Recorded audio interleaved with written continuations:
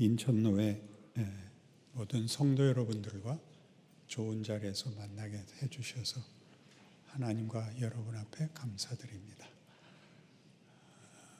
오늘은 하나님의 사람 모세에 대해서 할 것이고 내일은 하나님의 사람 바울에 대해서 할 것입니다.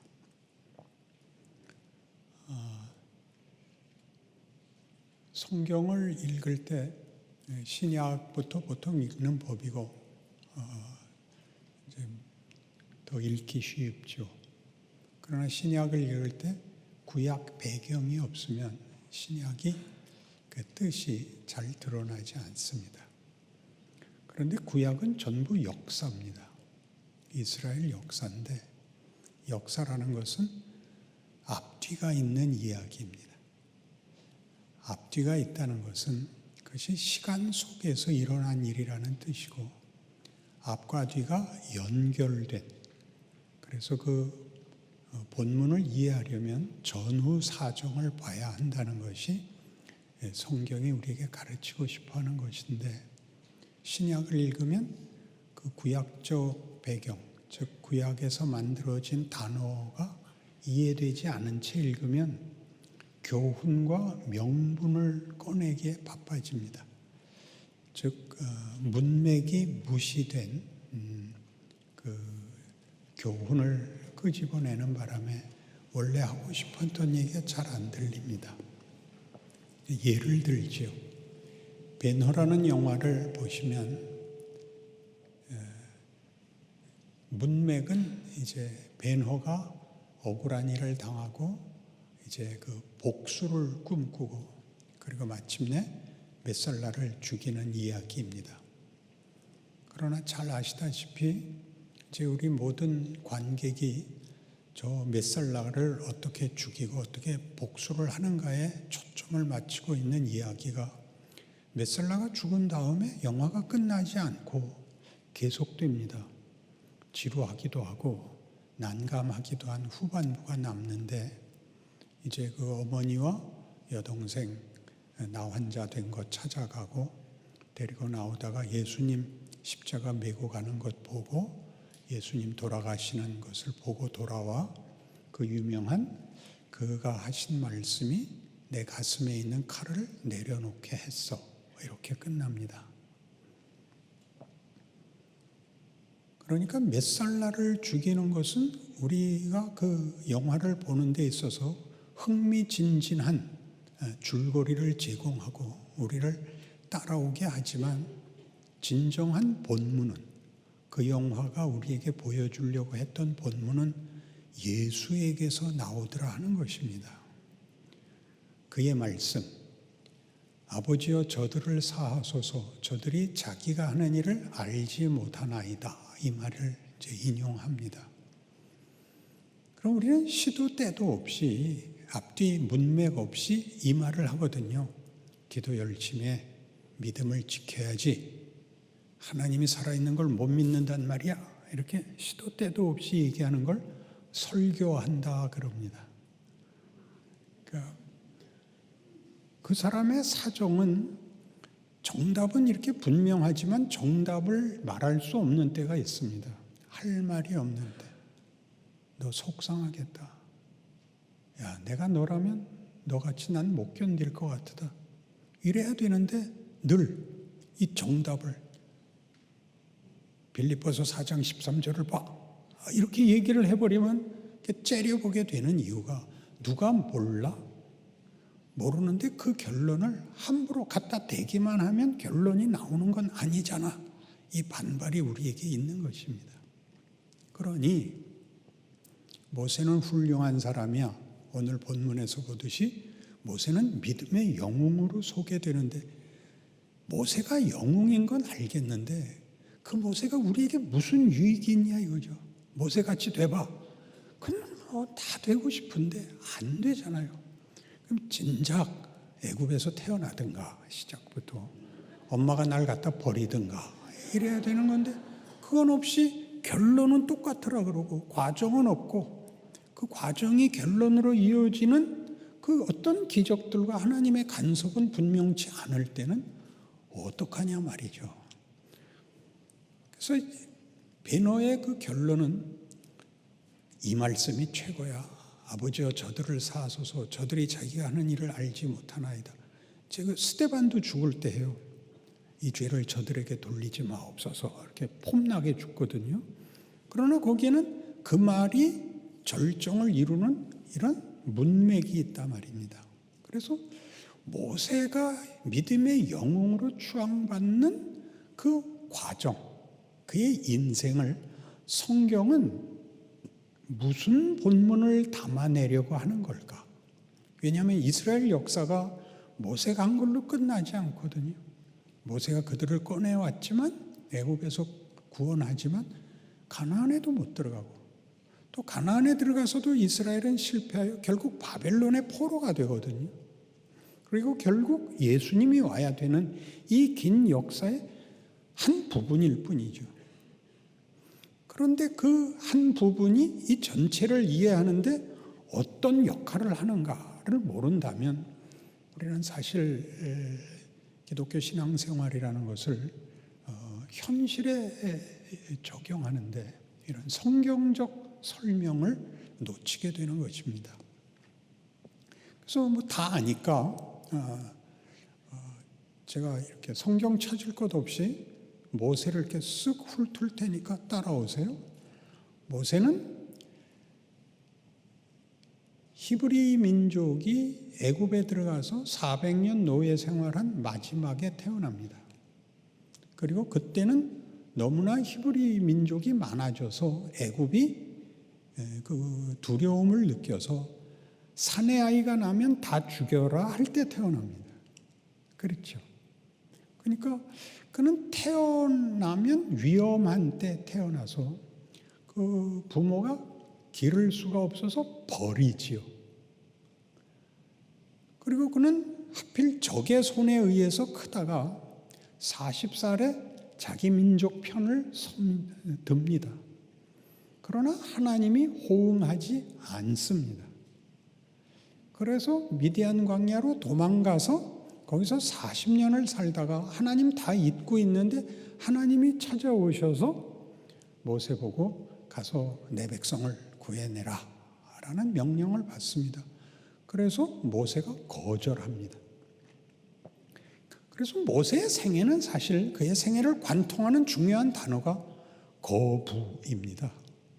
그는 태어나는 것을 사실 거부당한 출생을 했고 기를 수 없었고 부모가 그를 포기했고 적이 갖다 살리고 하나님을 위하여 자기 지위를 다 버리고 하나님 편에 서고 자기 백성 편에 섰다가 백성들한테 거절을 당하고 하나님마저도 답을 안 하셔서 거절을 당해서 미디안으로 도망가서 40년을 지납니다.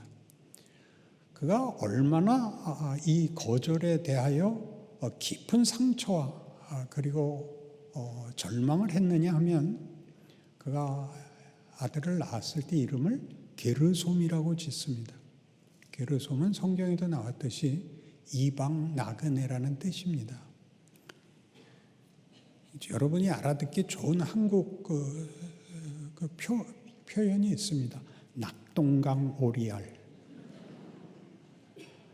새가 알을 낳는데 강물에 떠내려가서 키울 수 없게 된. 그리고 하나님이 그를 찾아와서 이제 모세가 나중에 항복하고 따라 나갈 때 하나님이 그를 치러 들어오십니다.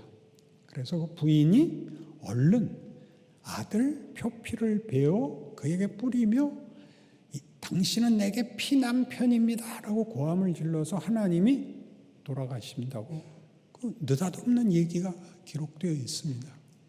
즉 할례도 안 줬습니다. 자기 아들에게. 다 잊고 살았죠. 그때 하나님이 나타나십니다. 그가 40년 동안 미디안 광야에서 무슨 생각을 했을 것 같습니까? 그 기도원에서 믿음이 막 컸다고요? 그런 구라를 풀면 안 됩니다. 그의 아들 이름을 지은 것이나 하나님이 찾아왔을 때 모세의 반응들은 전혀 반대입니다. 하나님이 그에게 가서 내 백성을 구해라 그러자 그가 맨 처음 한 질문이 하나님 여태껏 뭐하고 계시다가 이 나이에 와서 이제 하자 그럽니까? 하나님은 누구십니까? 일을 어떻게 이런 식으로 하십니까? 그러자 하나님이 뭐라고 대답하셨죠? 하나님의 이름이 무엇입니까? 물은 게 이런 뜻이었습니다. 나는 스스로 있는 자니라. 나는 하나님이기를 잠시라도 중단하지 않는 하나님이니라. 네 40년을 내가 너와 함께 있었다. 그렇게 대답하는 장면입니다. 그러나 모세는 항복하지 않고 끈질기게 반대합니다. 그도 거절을 받았고 또 거절을 하는 겁니다. 하나님이 나중에 노하셔서 헐 수 없이 갑니다. 헐 수 없이 갔다는 증거는 그가 백성들에게 가서 하나님이 우리를 돌보고 우리 조상 아브라함에게 한 약속을 이제 이루신다.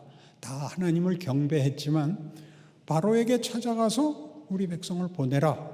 그러자 바로가 짚을 주지 말고 벽돌수를 채우라고 해라. 그래서 노동이 힘들어지죠. 그래서 백성들이 다 원망합니다. 이 원망을 꼭 기억해둬야 됩니다.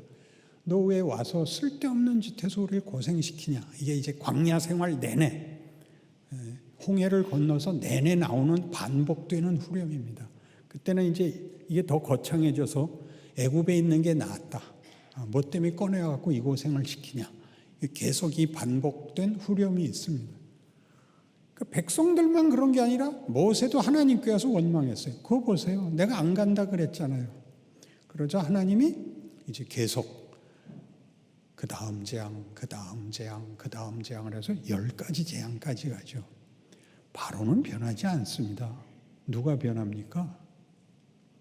모세가 변합니다. 애굽 백성을 꺼내는데 중요한 관건은 바로가 회심하는 게 아니라 모세가 성숙해야 되는 겁니다. 희한한 일이죠. 바로가 계속 하나님의 재앙에도 불구하고 거절하고 거부합니다. 참 재밌잖아요. 계속 거절합니다. 그리고 그 거절하던 모세는 회심을 하게 되죠. 그래서 홍해 앞에 섰을 때 백성들이 이제 드디어 그 말을 하기 시작하죠.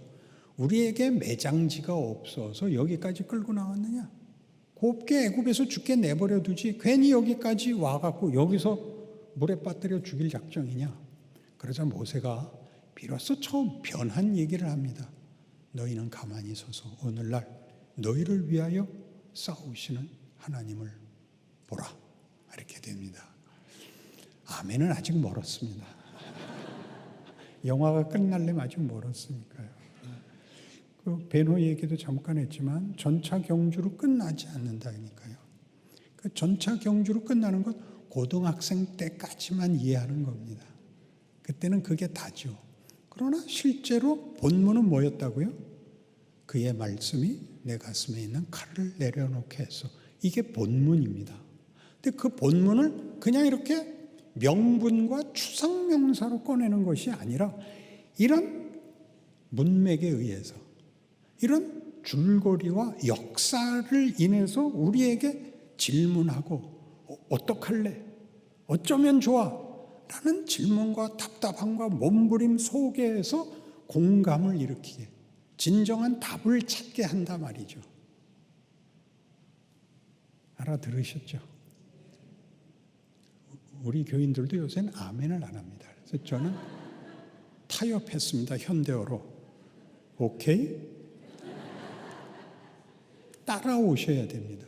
이렇게 문맥이 없으면 고함만 지르게 됩니다. 문맥이 있으면 고함을 지를 필요가 없습니다. 조용해. 소리 안 들려. 조용해. 봐. 그럴 거 아니에요. 그러니까 성경을 다시 잘 생각해 보라고. 그래서 저 홍해를 건너죠. 그리고 들어가니까 백성들이 당장 뭐라 그럽니까? 먹을 물이 없다. 바위에서 물을 내죠.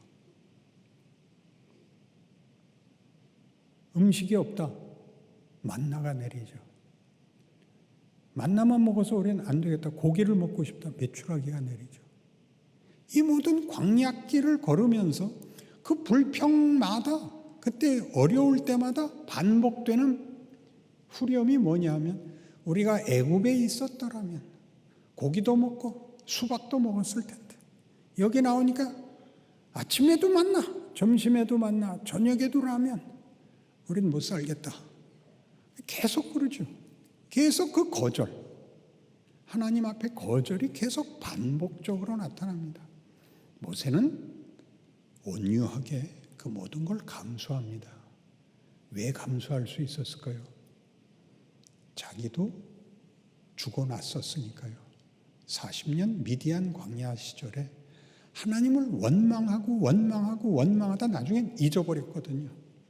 그런데 그게 하나님이 자기를 담금질했다는 걸 이제 알게 됐죠. 그래서 그 모든 걸 견딥니다. 심지어 금송아지 만들었을 때 하나님이 모세에게 이렇게까지 얘기하죠. 이것들 다 진멸하고 너로 내가 새로운 나라를 만들겠다. 뭐라 그랬죠, 모세가? 하나님, 그러려면 저도 죽여주시옵소서. 그래요. 아주 굉장한 고백입니다. 이 고백은 구약인 모세에게만 나오고 신약에서는 바울이 로마서에서 내 골육, 내 친척을 위해서라면 내가 저주를 받아 그리스도에게서 끊어져도 좋다. 그렇게 말을 합니다. 우리가 이 말 한마디 한마디에 넌 왜 믿음이 없어? 넌 왜 그 꼴이야? 이런 말을 자주 주고받는데 문맥을 모르면서 상대방의 사정을 모르면서 이런 말들로밖에는 대화를 할 수 없기 때문에 우리에겐 뭐가 없느냐 하면 이런 긴 설명, 성경이 한 사람을 항복시키고 하나님의 약속을 이루어내는 과정을 기다려주지 못하는 데가 있다는 걸 서로 좀 알고 있어야 됩니다. 따뜻한 말을 해야 됩니다. 이 따뜻한 말들은 다른 사람을 비난하는 것이 비난이 아니라 겁이 나서죠. 나도 그런데 너도 그러냐. 나도 답이 없는데 넌 울면 난 어쩌란 말이냐. 난 누구한테 가서 우냐. 이게 우리들의 공포입니다.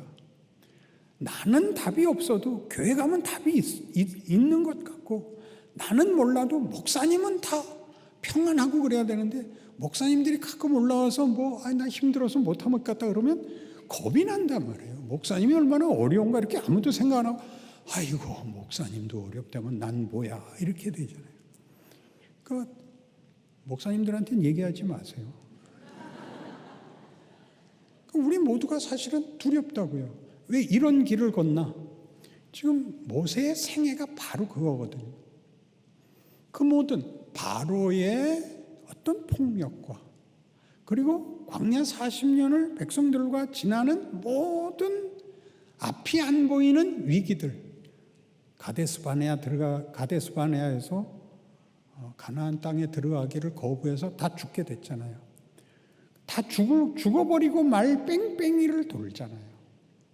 그런 현실상의 이런 답이 없는 길을 걷는 것이 다만 헛된 것이 아니다라고 얘기하는 것이 성경이라 말이죠.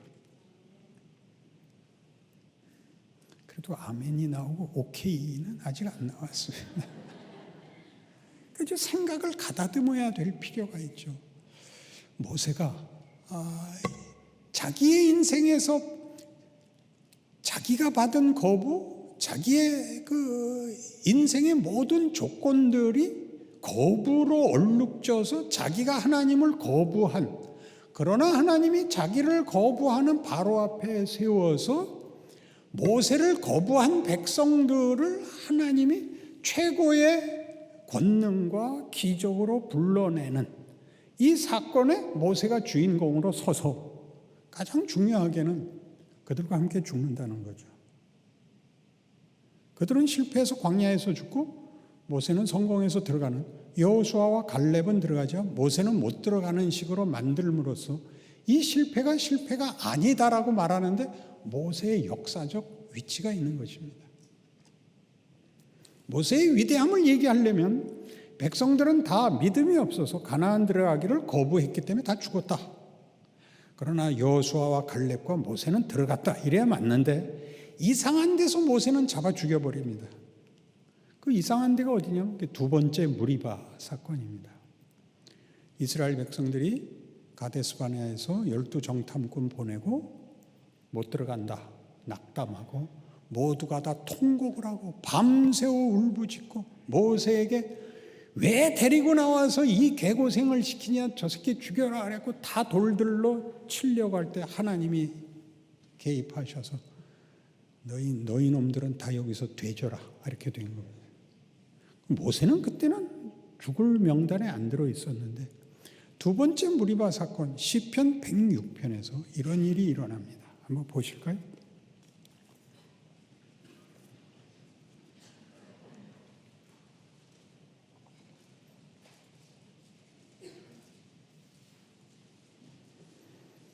시편 106편 32절.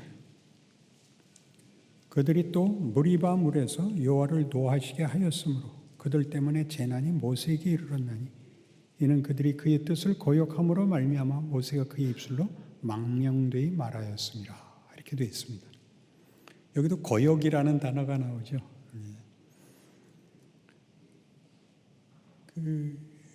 이 사건으로 이제 모세가 못 들어가게 되거든요. 민수기 20장에서는 하나님의 거룩함을 나타내지 않았다 그렇게 되어 있고 여기서는 그 입술로 망령되이 말하였기 때문으로 되어 있습니다. 첫 번째 무리바 사건 때는 물이 없다고 아우성 칠 때 물을 줄 때는 반석을 치라였어요. 그리고 이 두 번째 무리바 사건에서는 반석을 명하라 그랬는데 모세가 반석을 쳤고 하나님은 그가 하나님의 거룩함을 나타내지 않았다 그러고 시편 106편에는 그 입술로 망령되이 말하였다고 되어 있습니다. 제가 이렇게 잘 조합해서 이해하는 해석은 이겁니다. 이제 모세가 드디어 화가 난 겁니다. 그래서 이제 쌍욕이 나간 겁니다. 이 XX들 언제까지 지랄을 떨 거냐. 이렇게 가만히 서서 포즈를 단정히 하고 욕은 못합니다. 욕은 하면 동시에 몸짓이 나가는 겁니다. 제일 맹렬히 휘두르는 게 팔이고 거기에 마침 또 지팽이가 쥐어져 있어서 휘두르다가 반석까지 친 겁니다. 그러니까 하나님이 이렇게 말하는 겁니다. 반석을 친 문제가 아니라 너 왜 내 자식들한테 지랄이야? 그렇게 된 겁니다. 굉장한 거예요. 이것들이 못났고 모세가 개고생하고 있는데 넌 가정교사고 얘네가 내 자식이야. 그렇게 얘기를 한 거예요. 모세가 뒤집어졌죠. 억울해서 뒤집어진 게 아니라 이것들을 자식이라 그러는구나. 맞다. 이들을 위해서 하나님이 나를 훈련시키고 나를 세웠구나. 이게 하나님의 마음이구나. 이들의 신분이고 지위구나. 그걸 항복하게 됩니다. 그래서 시편 90편을 씁니다. 시편 90편은 뭐냐면 하나님은 영원하시고 진실하신데 우리 인생은 조변석계하고 변덕이 죽을 듯하는 죽어 마땅한 존재들입니다. 이런 내용입니다. 그런데 유진 피터슨이라는 구약학자가 이 시편 90편을 현대어로 번역한 메시지라는 성경에서 그걸 요약하면 이런 식으로 씁니다.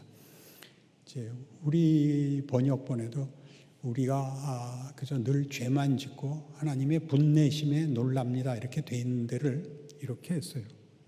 하나님, 늘 우리한테 화만 내십니까? 인상만 쓰십니까? 좋은 날도 좀 주십시오. 이렇게 번역을 합니다. 그게 말이 되나 싶었습니다. 그게 시이기 때문에 그렇습니다. 시란 은유가 기본입니다. 말이 안 되게 쓰고 그 말이 안 되는 것 때문에 그 간격이 내용을 담는 겁니다. 그러니까 이제 이런 어떤 역설, 모순의 시를 소개하자면 섬은 물 울타리를 쳤다. 섬은 물 울타리를 쳤다. 그래서 어디나 갈 수 있다. 울타리란 못 드나들게 막은 벽인데 물은 어디나 가게 된 거죠. 이게 시라 말이죠. 내일은 뇌를 갖고 오십시오.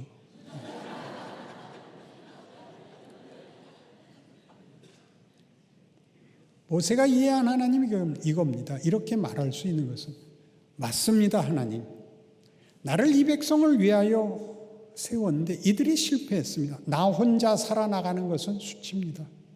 같이 죽는 게 명예입니다. 네, 알아들었습니다. 그러는 겁니다. 멋있지 않나요? 모세가 멋있는 게 아니라 하나님이 멋있죠. 저 안 믿는 것들 다 버리고 너만 와, 이렇게 안 하시고, 이것들은 내가 이대로 들여보낼 수는 없다. 그러면 너도 같이 가서 죽어라. 맞습니다. 하나님, 부하들 다 죽이고 저 혼자 오면 그게 무슨 수치입니까? 명예를 주셨습니다. 하나님, 기꺼이 같이 죽겠습니다. 그러는 겁니다. 그럼 이게 말이 되나? 이렇게 전체 그림에서 모세가 벌받은 백성들하고 같이 죽는 명예를 누렸다는 건 좋은데, 이렇게 비극으로 끝나면, 여러분, 모든 영화가 그렇듯이 주인공이 죽어버리면 재미없잖아요. 그리고 주인공이 죽으려면 살아있는 것보다 더 큰 결론을 담을 때만 죽이는 거 아니에요. 그러니까 모세가 죽는 것은 살아있는 것보다 더 큰 내용을 담고 있다는 뜻입니다. 그가 이기고 승리해서 가지는 결론보다 더 큰 게 모세의 죽음으로 인하여 성경에 압축되는 겁니다. 그래서 신약 성경에 오면 이 모세를, 그 광야를 이렇게 소개하고 있습니다. 고린도전서 10장.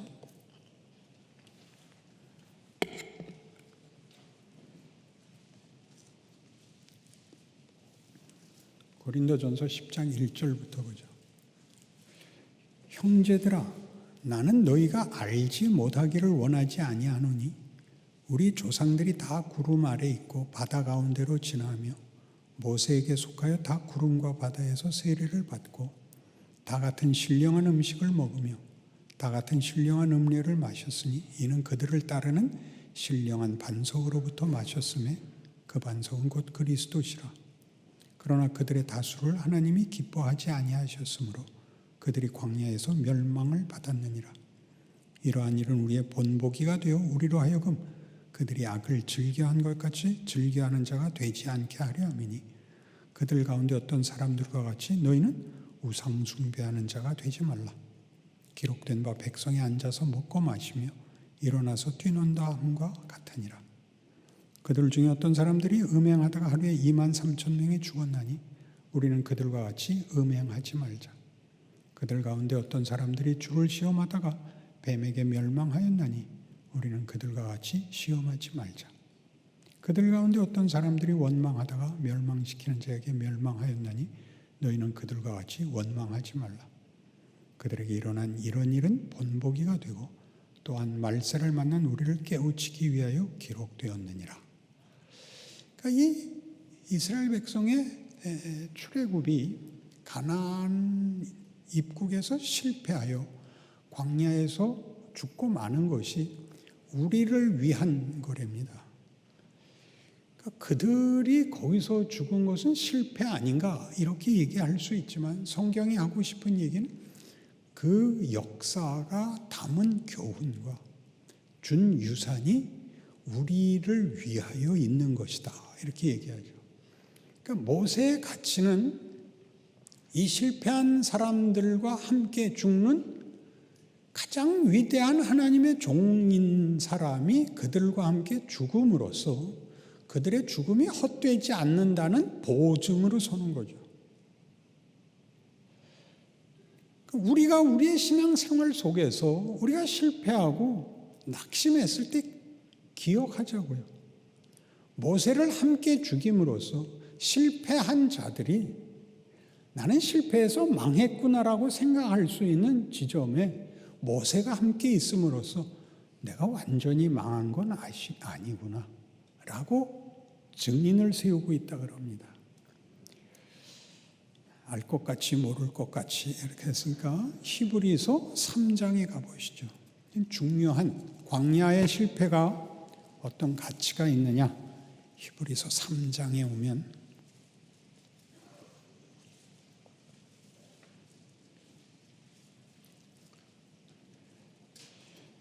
히브리서 3장 7절 그러므로 성령이 이르신 바와 같이 오늘 너희가 그의 음성을 듣거든 광야에서 시험하던 날에 거역하던 것 같이 너희 마음을 완고하게 하지 말라. 거기서 너희 열조가 나를 시험하여 증험하고 40년 동안 나의 행사를 보았느니라.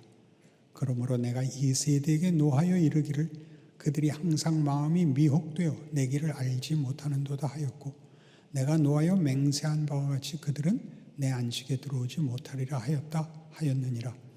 형제들아 너희는 삼가 혹 너희 중에 누가 믿지 아니하는 악한 마음을 품고 살아계신 하나님께서 떨어질까 조심할 것이요 오직 오늘이라 일컫는 동안에 매일 피차 권면하여 너희 중에 누구든지 죄의 유혹으로 완고하게 되지 않도록 하라.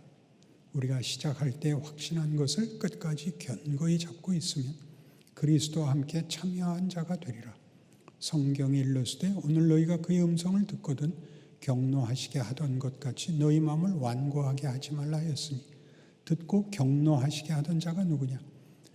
모세를 따라 애굽에서 나온 모든 사람이 아니냐? 또 하나님이 40년 동안에 누구에게 노하셨느냐? 그들의 시체가 광야에 엎드러진 범죄한 자들에게가 아니냐? 또 하나님이 누구에게 맹세하사 그의 안식에 들어오지 못하리라 하셨느냐? 곧 순종하지 아니하던 자들에게가 아니냐? 이게 다 이렇게 되어 있습니다. 광야의 실패는 누구에게서 일어났냐? 애굽을 나온 자에게서 일어났다. 애굽을 나와서 실패한 건 뭐냐? 애굽을 나오면 가나안을 들어가야 된다입니다. 출애굽은 애굽에 노예의 자리에서 해방되는 것이 구원이 아니라 가나안에 들어가 하나님의 백성으로 살게 하기 위하여 필수적으로 해야 되는 첫 발자국입니다. 그러니까 홍해를 건너는 것은 애굽을 나오는 첫걸음이 아니라 가나안에 들어가는 첫걸음이어야 됐는데 그들이 받은 구원의 목적지까지 이르지 못하고 중간에 실패했다. 누가 광야의 시체가 됐느냐? 애굽을 나와서 시체가 되지 않았느냐? 이렇게 말하는 겁니다. 그러니 잘잘못의 문제가 내가 시작이 틀렸다가 아니라 시작을 했는데 목적지를 못 가고 있다라고 우리에게 가르치는 것입니다. 이게 왜 중요하냐면 어느 기독교 역사 속에나 구원파가 있습니다. 구원파란 뭐냐 하면 애굽을 나오면 곧 구원이다. 애굽을 나오면 곧 가나안이다. 이렇게 말하는 것이 구원파입니다. 광야가 없습니다. 왜 애굽과 가나안 사이에 광야가 있어야 되느냐? 이 광야가 없다면 홍해만 건너면 가나안이라면 얼마나 쉬우냐? 그러니까 이제 구원파에서는 제대로 된 구원을 받으면 이제 죄 안 짓는다죠. 마음이 늘 평안하다는 거죠. 그런데 실제로 살아보면 구원은 분명히 받았는데 마음이 편치 않습니다. 여러분 구원에 감격 있는 분들 아시겠지만 구원받고 한 3개월쯤 평화로웠던 것 같아요. 그래서 다시 부흥회 가고 다시 확인하고 다시 부흥회 가고 다시 확인하고 다시 확인하고 다시 확인하면 약효가 점점 떨어지죠. 3개월 가던 게 2개월 가고 그 다음에 나중에는 내가 정말 홍해를 건넌 게 맞나 이런 생각이 들죠. 그래서 구원파는 거의 예외 없이 한 3년이면 다 나옵니다. 아니거든요. 홍해를 건넜더니 애굽을 나왔더니 곧 가나안이 되지 않습니다. 이것은 성경에서도 분명한 목적을 갖고 광야를 설정하고 있기 때문입니다. 다시 출애굽 사건을 돌아보시면 애굽을 나오는 10가지 재앙에서나 광야 생활에서는 모든 것을 하나님이 책임집니다. 10가지 재앙도 홍해를 가르는 것도 만나도 메추라기도 불기둥도 구름기둥도 다 하나님이 하십니다. 원망하면 즉각 다 주십니다. 그런데 가나안을 들어갈 때만은 백성들이 결정해야 되는 겁니다. 거기는 하나님이 대신해 주지 않습니다. 그들이 못 들어간다 그러자 그럼 너희가 결정한 대로 죽어라가 됩니다.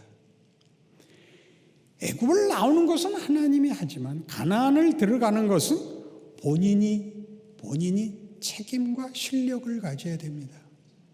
가장 크게 뭐가 필요하냐? 자유를 알아야 됩니다. 우리 신약 성경에도 구원은 자유와 직결되어 있습니다. 갈라디아서 5장은 너희가 자유를 위하여 부름을 받았으니 종의 멍에를 매지 마라 이렇게 되죠. 근데 자유란 마음대로 할 권리가 아니라 책임을 지는 성숙을 말합니다. 어떤 책임? 선택을 책임지는 것. 구원은 선택을 책임지는 것이 아닙니다. 그건 하나님의 은혜입니다. 그러나 이 은혜는 우리가 하나님을 선택하는 책임을 지는 성숙을 요구하고 있습니다. 그러지 않으면 어디서 죽느냐? 헤매다가 다 광야에서 죽습니다. 그 거절하고 가나안 들어가기를 거절하고 40년을 걷게 된 내내 뭐는 계속됩니까? 만나와 메추라기, 구름기둥, 불기둥이 계속됩니다. 그건 구원받은 데입니다. 거기서 죽었다고 구원이 취소된 건 아닙니다. 그러나 하나님이 우리에게 요구하는 것은 우리에게 은혜를 주어 책임 있는 사람을 만드는 것입니다. 기독교가 요구하는 믿음과 사랑이라는 대표적 이 개념들은 인격적인 것입니다. 그리고 사랑과 믿음이라는 것은 자발적이어야 됩니다. 그러니까 자유는 모든 권리를 줘야 하고 그 대신 자기의 선택에 대해서 모든 책임을 져야 됩니다. 우린 여길 헤맵니다. 은혜와 책임이 어떻게 조화를 이루는지, 구원이 일어나고 왜 만족한 현실을 살 수 없는지 우리가 이 실력을 길러야 되는데 이 실력을 훈련받는 곳이 온갖 역경 속에 있습니다. 여기가 어렵습니다. 이걸 잘 대표하는 사람이, 이 자유를 제대로 사용하는 사람이 이제 내일 우리가 다룰 바울에게 아주 충만히 있습니다. 그건 내일 부각되겠습니다만은 오늘 모세에게서 우리가 보는 것은 모세가 여기서 함께 죽음으로써 여기서 죽었다고 해서 구원이 취소됐다는 건 아니다.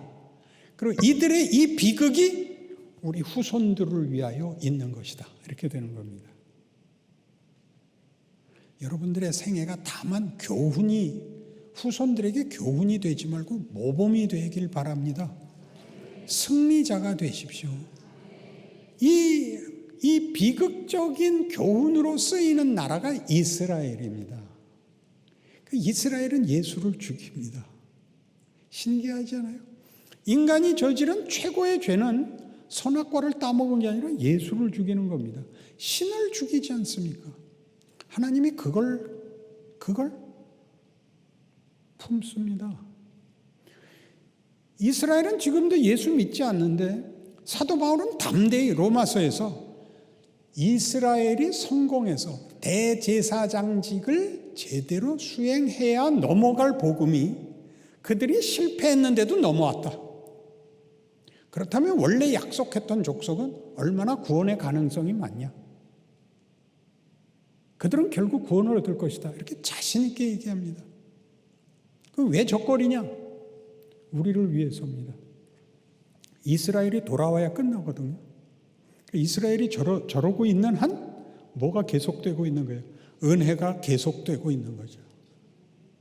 그리고 우리 2000년 기독교 역사상 밤낮 했던 것, 유대인들보단 우리가 낫다. 그런 위로를 주죠. 저들보단 낫죠. 최소한 믿었잖아요. 그 다음이 지금 문제죠. 그래서 이 길을 잘 걸어야 됩니다.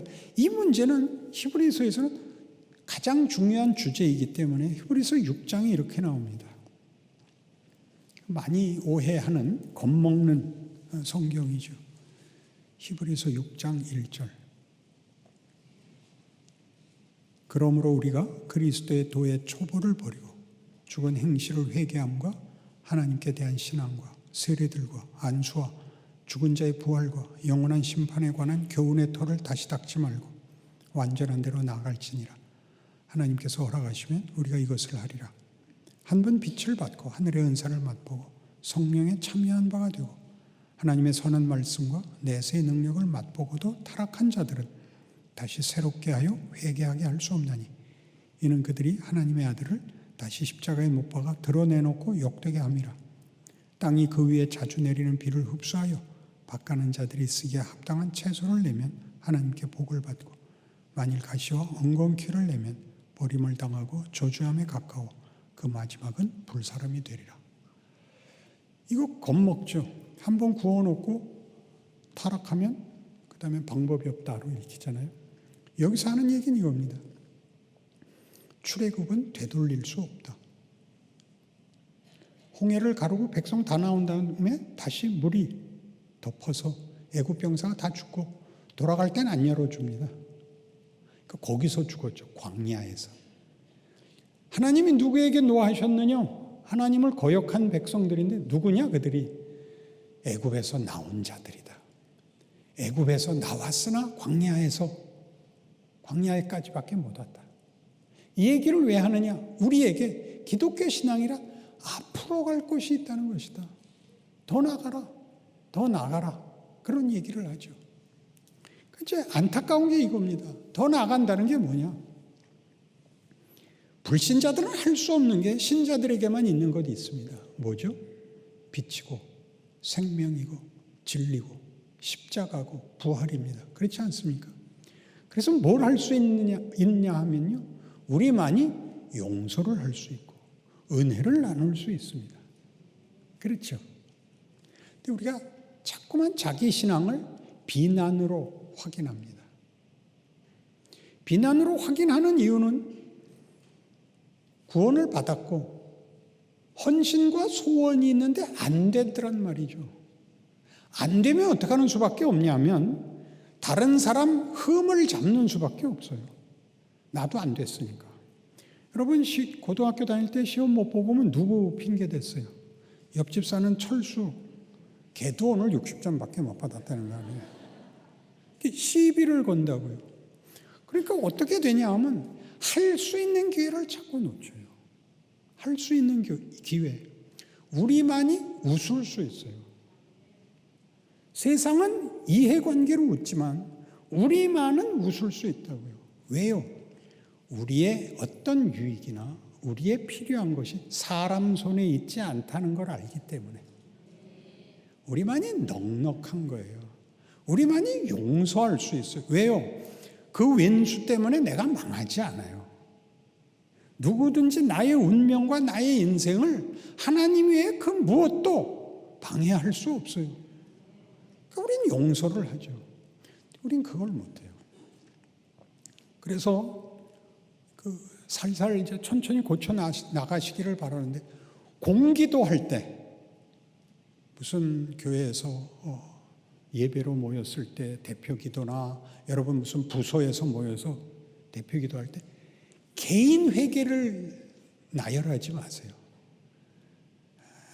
기도하는 저도 이렇게 사실은 기도할 자격도 없고 죄덩어리고 지난 한 주간도 매번 안목의 정력 이빨 가는 정력 그런 건 나열하지 마세요. 대표 기도를 하는 거예요. 하나님 은혜를 더하셔서 우리 열심히 지금 살고 있는 중인데 우리 마음에도 미흡한 건 사실입니다. 그러나 하나님 우리 내일은 더 멋지게 살려야 합니다. 은혜 주십시오. 이렇게 기도하세요. 근데 자꾸 스스로를 이렇게 완벽하지 못하다는 것을 드러내고 흠결을 없애려고 애를 쓰는 바람에 과거에서 오늘로도 못 와요. 오늘 할 걸 못하고 자꾸 지워요. 과거를 지운다고요. 그래서 다 어디로 돌아가고 싶으세요? 고등학교로 돌아가고 싶잖아요. 다시 가서 다시 잘하고 싶잖아요. 왜요? 잘못해서 쓴맛을 봤죠. 그걸 오늘 쓰세요. 오늘 쓰라고요. 뭐부터 한다고요? 웃으세요. 신앙이 좋으면 무서운 얼굴이 돼요. 그건 잘못 간 거예요. 그죠?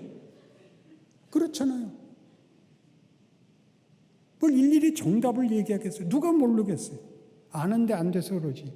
편 들어달라고 온 거 아니에요. 근데 편은 안 들어주고 사방에서 다 째려보잖아요. 왜? 본인들의 넉넉한 부분이 없기 때문에 감싸 안을 품이 없는 겁니다. 왜 그렇게 됐다고요? 지금 우리가 광야에서 가나안으로 가고 있다는 사실을 잊고 있어요. 그 흠을 잡기 시작하면 끝없이 잡아야 돼요. 매번. 근데 흠은 아무리 지워도 긍정적인 게 만들어지질 않습니다. 긍정적인 건 해봐야 돼요. 여러분 자꾸 해보세요. 오늘은 한 번 했다. 오늘은 두 번 했다. 오늘은 세 번 했다.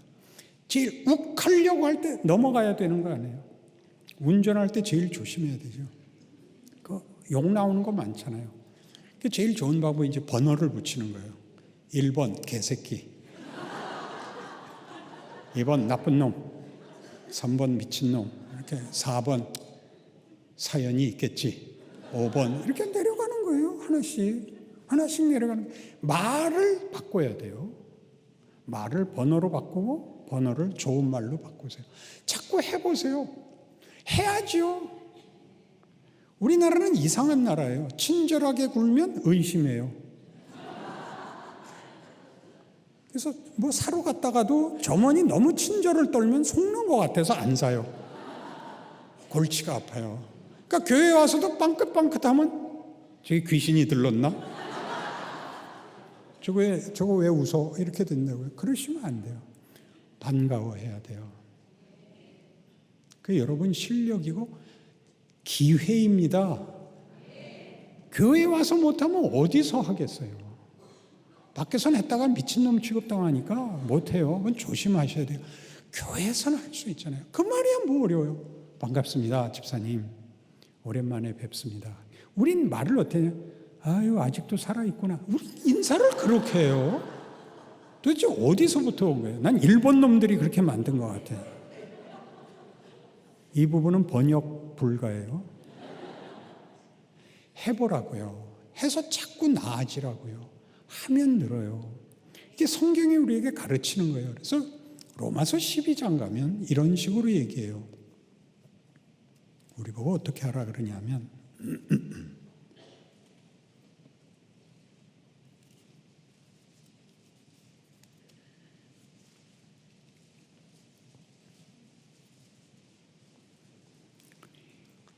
로마서 12장 3절 내게 주신 은혜로 말미암아 너희 각 사람에게 말하노니 마땅히 생각할 그 이상의 생각을 품지 말고 오직 하나님께서 각 사람에게 나누어 주신 믿음의 분량대로 지혜롭게 생각하라. 믿음의 분량대로. 그러니까 이 나라가 어떻게 될지는 걱정만 하세요. 주장은 하지 마세요. 왜 내 분노가 정당한지 설명하지 마세요. 그냥 안타까워만 하세요. 이거보단 좀 나았으면 좋겠다. 거기까지만 하세요. 믿음의 분량대로 실력만큼 자기 한도 내에서만 하고 그 다음에 잘 보세요. 우리가 한 몸에 많은 지체를 가졌으나 모든 지체가 같은 기능을 가진 것이 아니니 이와 같이 우리 많은 사람이 그리스도 안에서 한 몸이 되어 서로 지체가 되었느니라.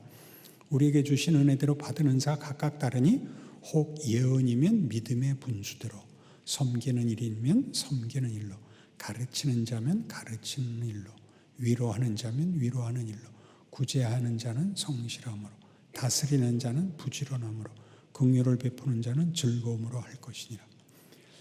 이제 중요한 게 있어요. 저희 교회에서 가끔 바자회를 하는데 이제 바자회를 하면 부자들이 가난한 이들을 위해서 뭘 내놓는 거예요. 그런데 가끔 이제 부자들이 혼동을 해가지고 와서 몸으로 때우는 일을 해요. 부자는 돈을 내야 돼요. 몸으로 때우는 거는 돈 낼 수 없는 사람이 그래야 때울 거 아니에요. 근데 부자가 와서 몸으로 때우고 있으면 다른 사람은 뭘 하란 말이에요. 이게 그 얘기예요. 자기가 해야 되는 일을 해라 이거예요. 내가 이것까지도 할 수 있다 그러지 말고 지가 할 걸 하라고요. 지가 할 거. 모든 아내들은 남편만 잘 섬기면 돼요. 내 아멘 안 할 줄 알았어요. 여러분 나누어 주는 사람이 되고 싶으세요? 받는 사람이 되고 싶으세요? 그럼요. 아멘이죠. 사랑은 받고 싶어요? 주고 싶어요? 주고 싶다고요? 구라 풀지 마세요. 금방 모순이 드러나잖아요. 여러분 열심히 하셔야 돼요. 주는 게 받는 것보다 낫다. 정말이에요. 우리가 재물은 아무나 줄 수 없지만 사랑은 누구나 줄 수 있어요.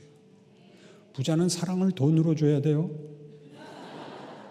부자가 와서 나 이거 길에서 3만 원에 산 거야. 그러면 안 돼요. 부자는 좋은 차 타셔요.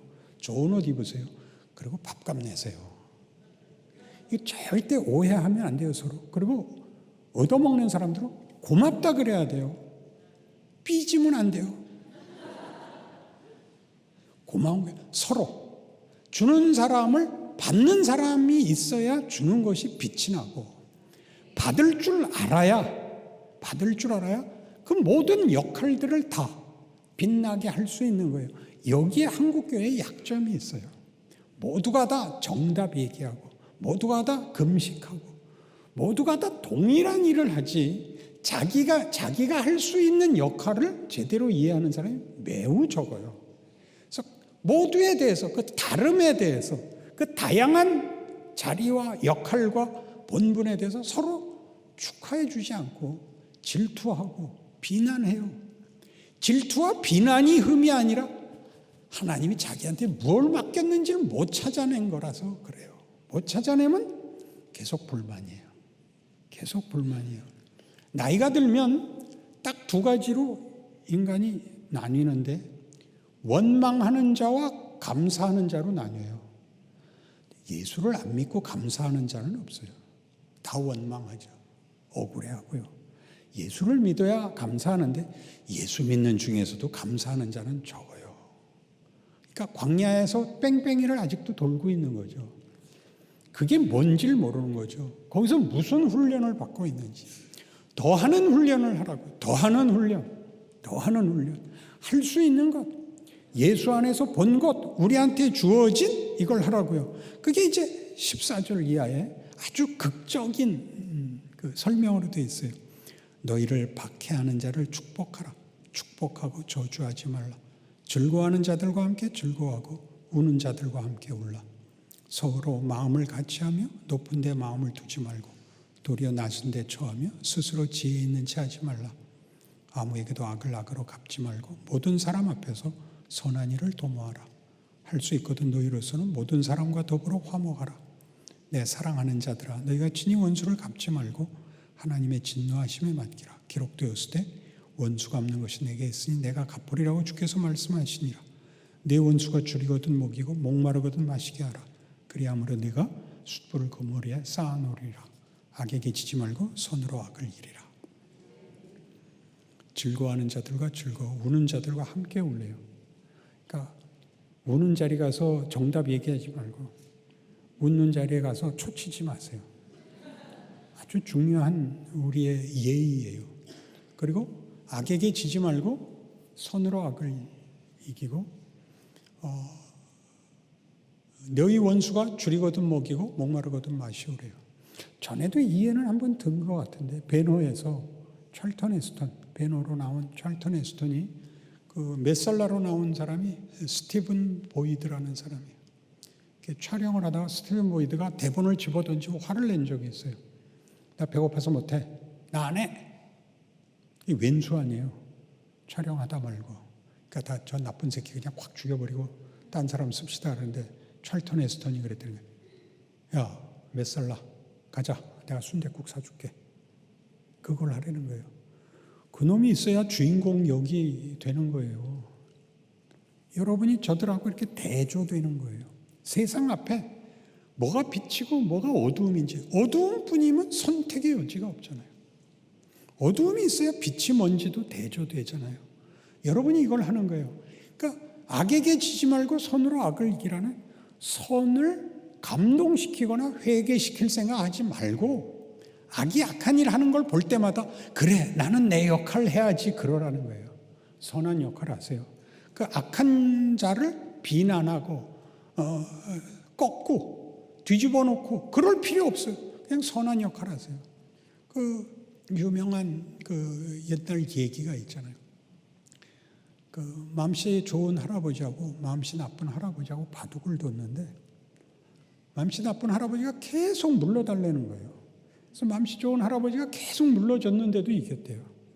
그러니까 마음씨 나쁜 할아버지가 팔을 확 비틀었대요. 그러니까 마음 좋은 할아버지가 그렇지 마, 부러지잖아 딱 부러뜨렸대요. 마음씨 좋은 할아버지가 뭐라 그랬대요? 거봐, 부러졌잖아. 이건 착함을 선동하는 얘기가 아니라 우리의 역할이 뭔지를 알아야 되는 거예요.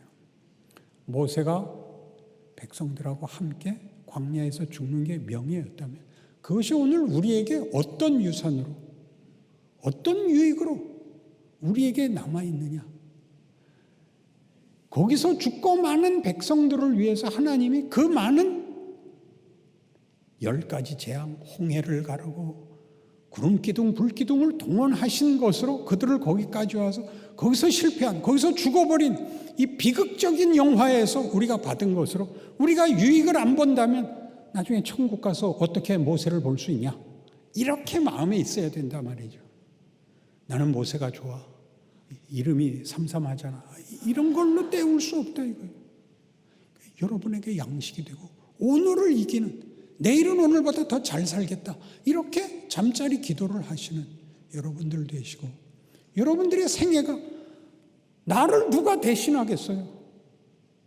내 성격, 내 고집 갖고 내가 사는 거죠. 내 거죠. 내가 없으면 그만인 내 인생 속에서 하나님이 특별한 존재론적, 역사적 임재와 기적을 일으킨다. 그런 자부심과 믿음을 갖고 사시는 복된 인생이 되시기를 바랍니다. 기도하십시다. 하나님 아버지, 우리랑 얼마나 대단한 존재이며 우리의 인생은 얼마나 굉장한 기회입니까?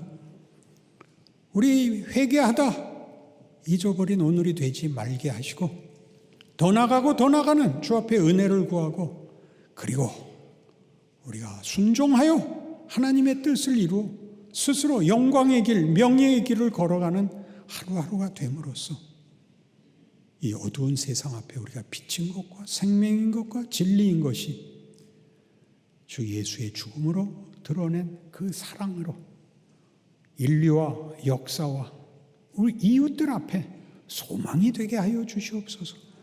기적이 되게 하여 주시옵소서. 예수님 이름으로 기도합니다. 아멘.